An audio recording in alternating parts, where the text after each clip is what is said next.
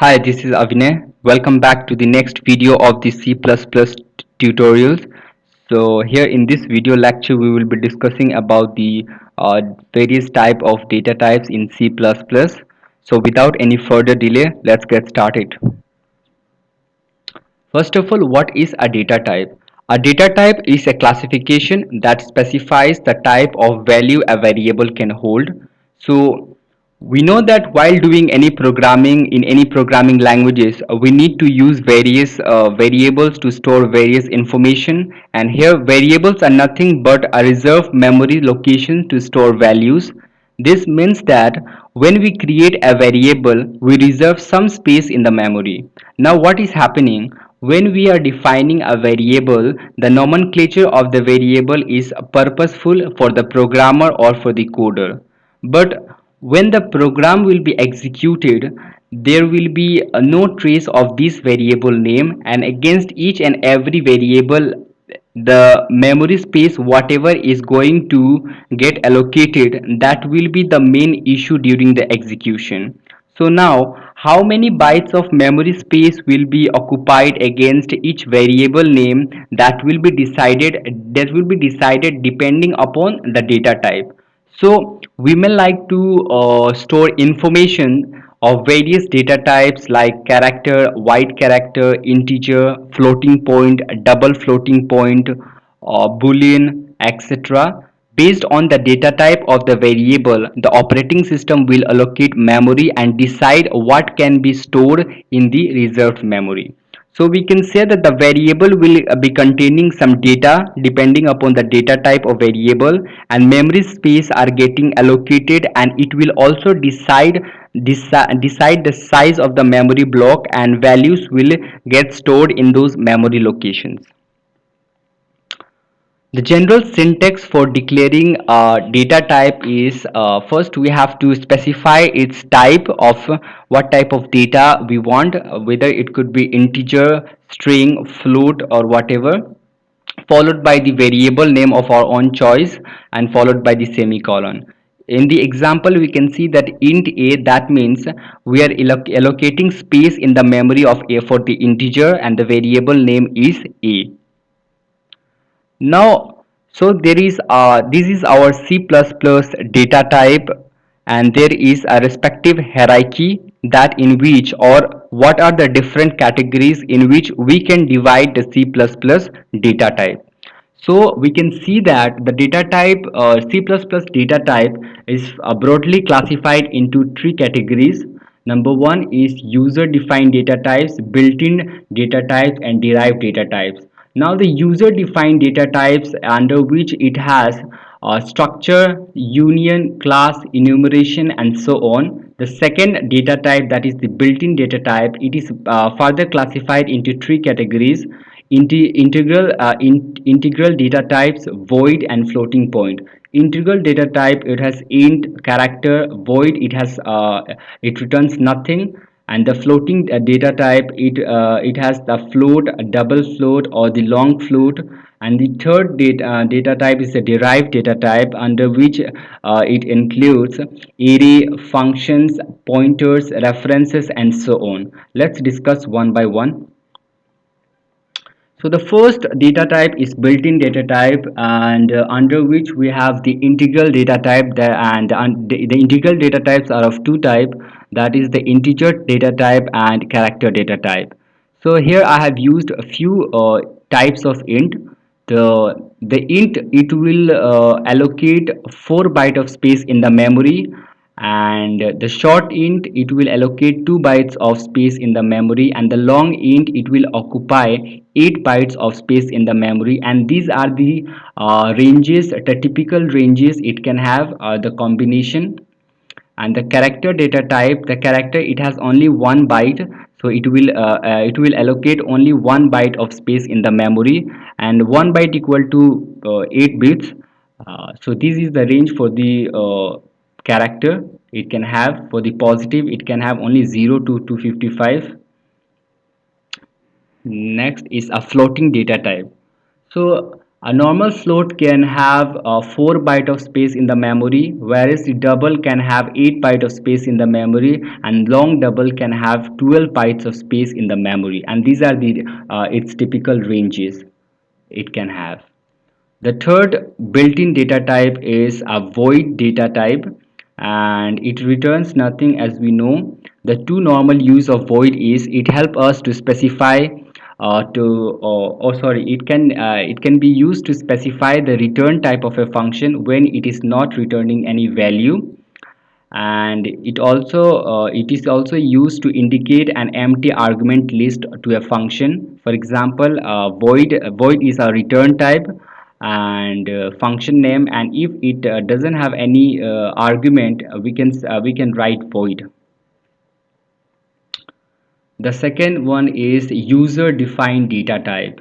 Now the first user defined data type is a structure. Unlike array structure in C++ are user defined data types which are used to store group of items of non-similar data types. Means a structure can have multiple different types of data, whether it could be character, string, character, float, integer.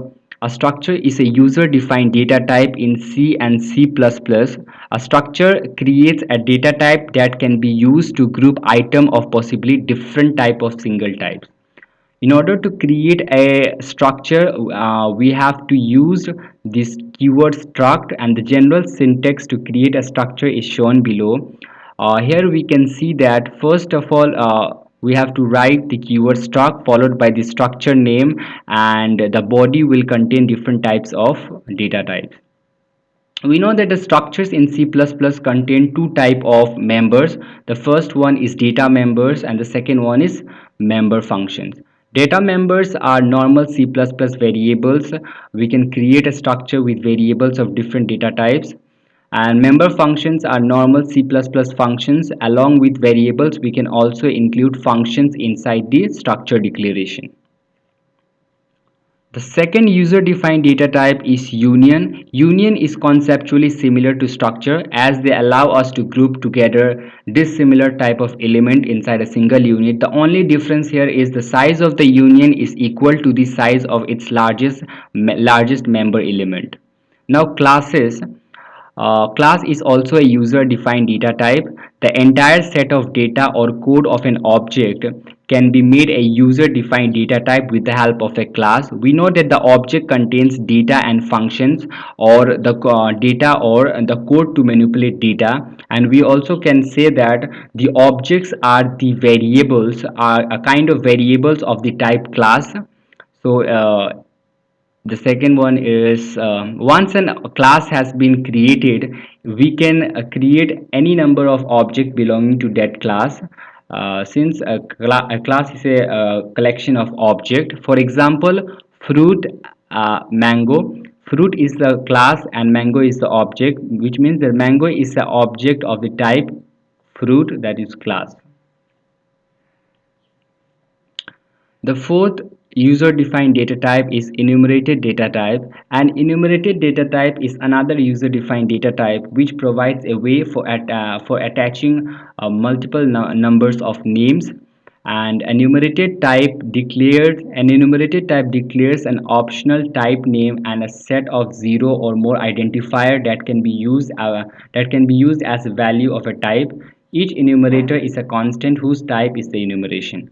Now, creating an enumeration requires the use of the keyword enum, and the general form of the enumeration type is the number. First, we have to specify the keyword, that is enum, followed by the identifier, and in the body we can have the multiple values of our desired numbers.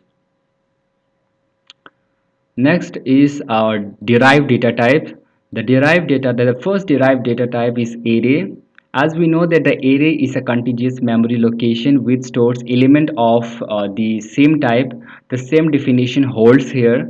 Array are used to store multiple values in a single variable instead of declaring separate variables for each value. To declare an array, firstly we have to define a variable type, what type of array we want. Secondly, we have to specify the name of the array followed by the square bracket, and the square bracket specify under the square bracket we have to specify the number of element it should store. The general syntax to declare an array is firstly we have to come up with the data type followed by the name of the array, and within the square bracket we have to mention the size of the array. For example, here we have created an array of the name cars, and its size is 4 and it is of the type string. The second derived data type is function. We know that a function is a group of statements that performs together a task. Every C++ program has at least one function, which is the main function, of course. A function is a block of code which only runs when it is called. You can pass a data known as parameters or argument into a function. Functions are used to perform certain actions, and they are very important for reusing code. Like, we can define the code once and we can use it whenever we want, many times. And the general syntax is the first one is the return type and the function name with the followed by the parenthesis, and under the curly braces we will have the codes to be executed. The third derived data type is pointers. We know that the pointer holds the memory address of a variable. So here a pointer is a variable in C++ that holds the address of the another variable. They have the data type just like variables. For example, an integer type pointer can hold the address of an integer variable. Similarly, a character holds the address of the character. A float can hold the address of the float variable. The syntax of a pointer is first the data type. We have to specify the data type followed by the steric symbol and the pointer name followed by the semicolon. For example, in steric p, it means that the pointer p will contain the address of the integer variable. So that's all for the data types in C++. I hope you'd like the video, and thanks for watching.